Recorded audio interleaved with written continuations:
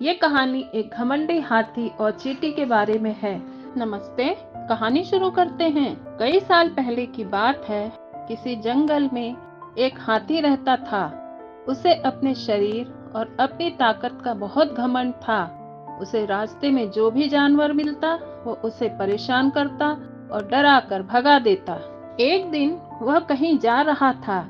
रास्ते में उसने एक पेड़ पर एक कोयल को बैठे देखा और उससे अपने सामने झुकने के लिए बोला। कोयल ने झुकने से मना कर दिया तो गुस्से में आकर हाथी ने वो पेड़ ही उखाड़ दिया जिस पर कोयल बैठी थी।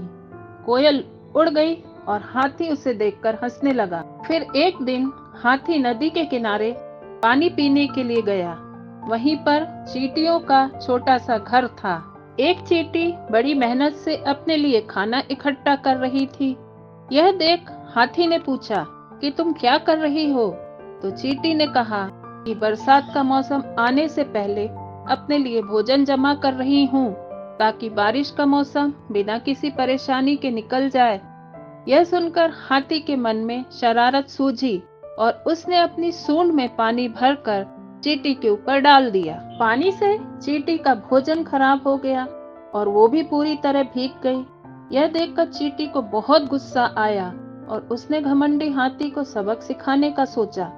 एक दिन चींटी को मौका मिल ही गया कि वो हाथी को सबक सिखा सके। हाथी भोजन करके सो रहा था। चींटी सोते हुए हाथी की सूंड में घुस गई और अंदर से उसे काटने लगी। जैसे ही चींटी ने हाथी को काटा, हाथी दर्द के मारे जोर जोर से रोने लगा और मदद के लिए पुकारने लगा। चींटी ने हाथी के रोने की आवाज सुनी और सूंड के बाहर निकल आई। हाथी उसे देखकर डर गया और अपने किए की माफी मांगी।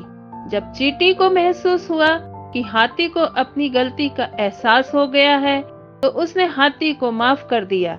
उस दिन के बाद से हाथी बिल्कुल बदल गया और उसने वादा किया कि अब वो किसी को नहीं सताएगा और हमेशा दूसरों की मदद भी करेगा।